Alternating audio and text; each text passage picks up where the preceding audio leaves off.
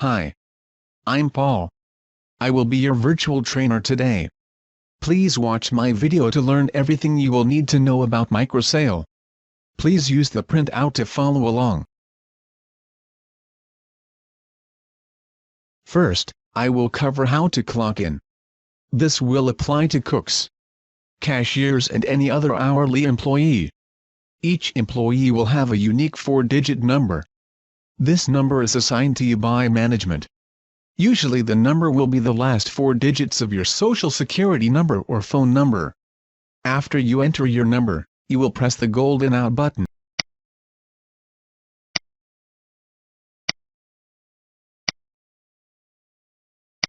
If you have worked prior shifts in this pay period, your shifts will appear in the white box. The bottom left corner will show your hours for the week. Your hours are calculated in hundreds.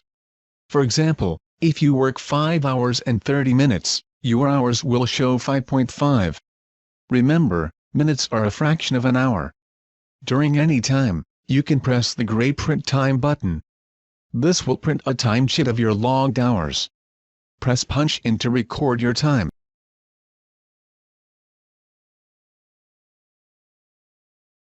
In the right corner, in the blue box, you will see that a cashier is not assigned to the register. Just because you clock in, does not mean you are assigned. Please have a manager assign your drawer at the beginning of your shift.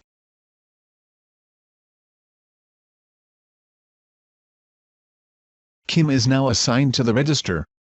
Please view the manager videos for starting an audit. When you are assigned, the cash drawer is your responsibility. All keystrokes will be captured in the system.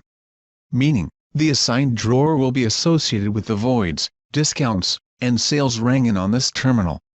Only you or a manager will be able to access the order screen when the drawer is assigned. All other employees will only be able to clock in or out.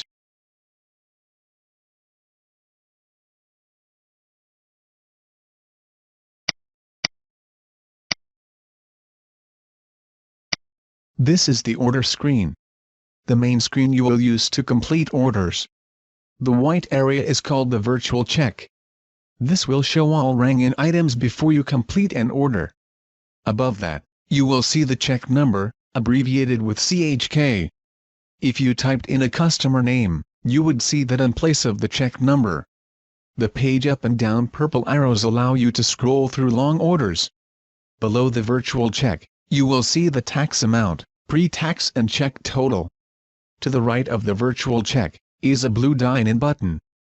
This is a toggle between dine-in and to-go orders. Press the button to change the order destination. The buttons to the right are called categories. The categories are different screens of menu items.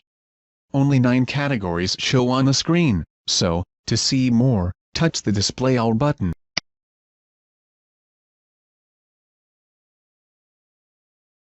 The buttons in the middle, under the title of the category, are the menu items. I will ring in a simple order to show you a few different functions. For odd requests that would not include an extra charge would be entered with attach request. Do not use this function for adding anything to the menu item.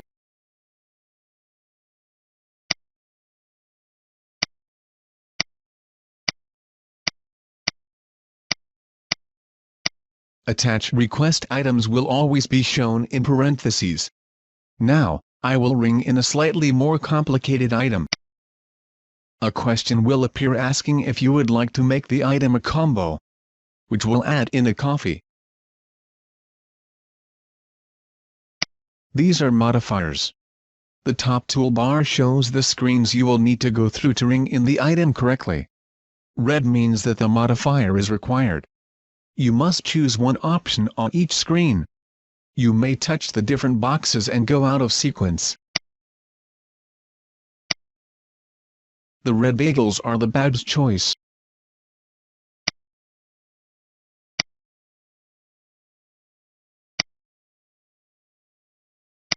If you made a mistake, or the customer changed their mind, touch the modifier in question.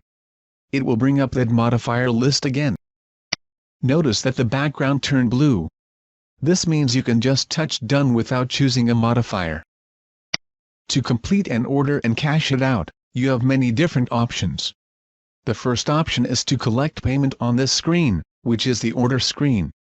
You can press cash, which assumes the customer is paying with exact cash. You may use the quick tender keys, or you can swipe the credit card here. The only time you will not be able to use the order screen for payment is splitting payments and gift cards. The large text shows the total amount due. Flashing underneath will be the change to be given back to the customer. When payment is completed, you will be shown a blank order screen to start a new order.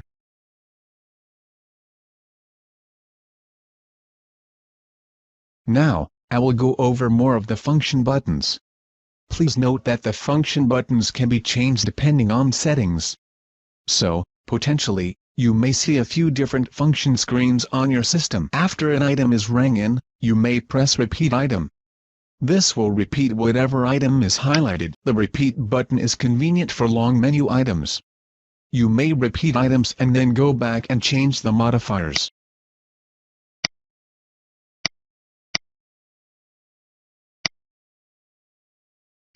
Notice again that the screen is blue. This means you do not have to change the modifier. Modify item recalls hidden modifiers.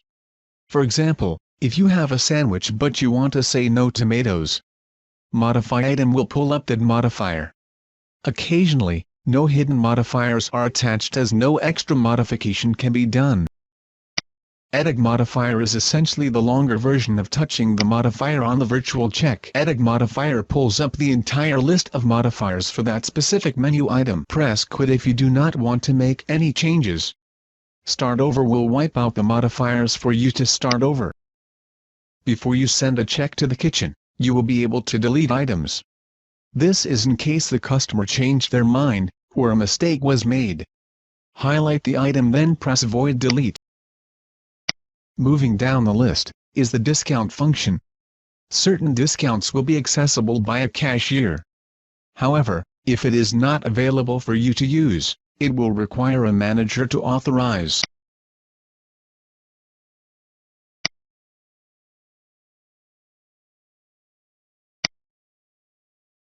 Start Over will wipe the order clean.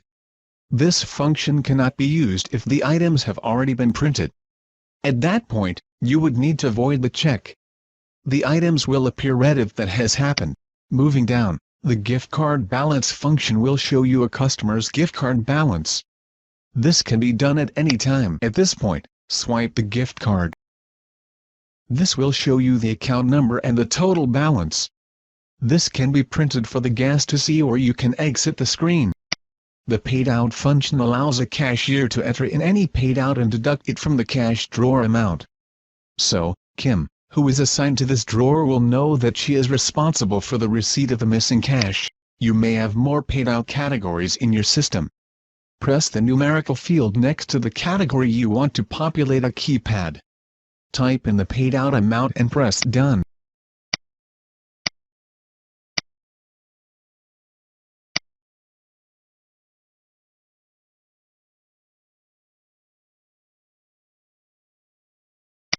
You must save for the changes to register.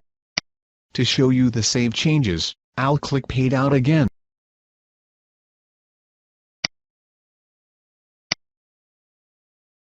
This shows you a PDF view of the saved paid outs. For convenience purposes, employees can clock in from the order screen. This is helpful when the store is busy but you do not want to waste the time by logging out. This will take you to the regular clock-in screen. After the employee clocks in, you will be back on the order screen. Moving along, the quantity button is useful for simple menu items. You will press the number and then the menu item. The reason I say simple menu items is because menu items with multiple modifiers will look jumbled on the virtual check. Those items are better to be done one by one, or using the repeat button. The Show Menu list is helpful if you do not know where a menu item is located.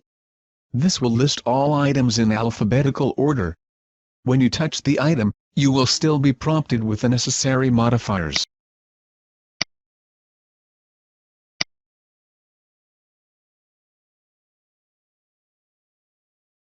Like I stated a few slides ago, the cash button assumes the customer is paying with exact cash. However, you can also enter in a different amount. The green sale prompt will normally flash for 15 seconds, but it will go away if you touch anywhere in the green space.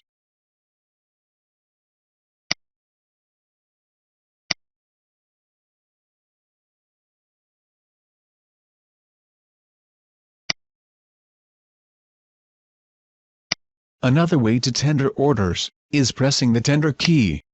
If paying by credit card, you can swipe the card on this tender screen, or you can press credit card and swipe it on the actual credit card screen.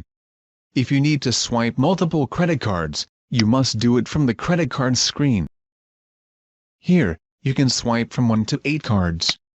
After each card is swiped, the balance will automatically recalculate in even amounts. If you need to adjust the amounts, you can do that after you swipe the cards. In this example, the customer only wants to pay a specific amount of the balance. When customers want to split charges or not pay the total amount, you must be on this screen. To change the amount, press the sale amount field where it says 108. Press No, since you do not want to apply the whole balance.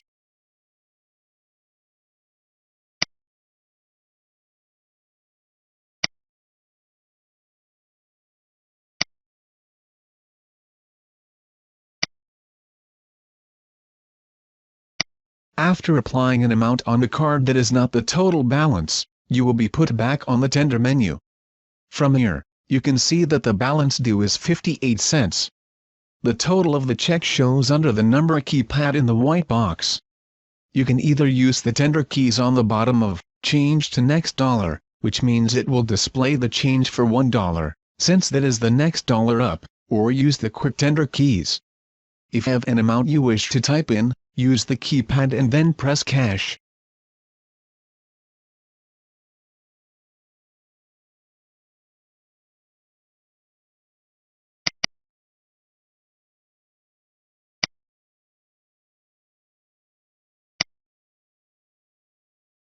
In this next example, I will show you how to enter in a credit card manually. Press the credit card button. Use the buttons beside the manual enter text. First, press Apply Balance. Again, like my last example, you do not have to apply the whole balance on the credit card.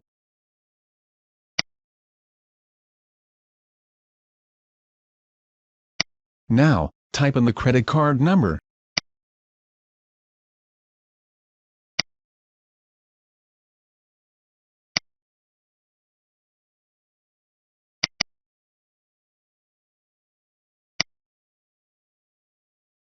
And lastly, type in the expiration date.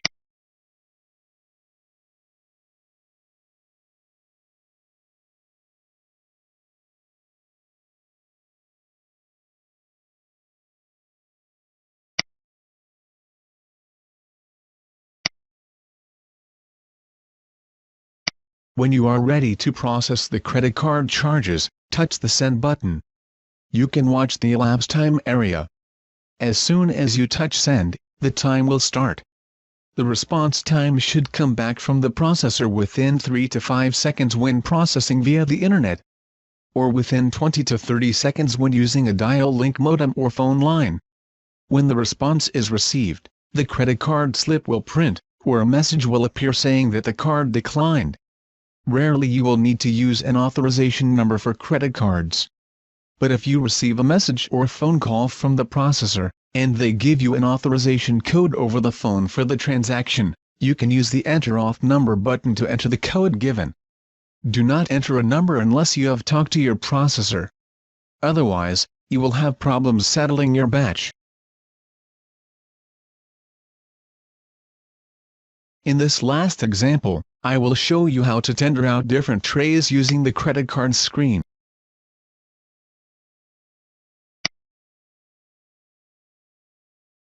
Now press Tender. You can pay out the order altogether, or Pay by Tray. To pay by tray, touch the orange button on top. Highlight which tray you would like to pay first. The first tray I will use cash, using the quick tender keys. The first person paid with a $10 bill. Tray 1 then disappears, but shows you the changed amount. It does not matter which tray you cash out first. Microsale does not care if it is paid by cash or credit card. After highlighting the second tray, touch the credit card button.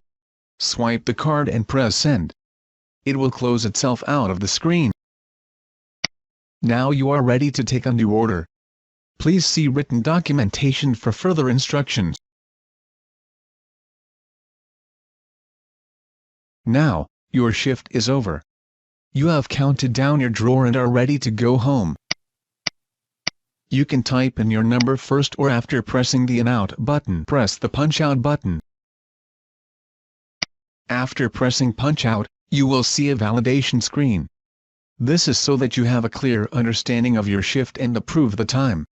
If the time is correct, press I agree with the time. If the time is wrong, press I do not agree.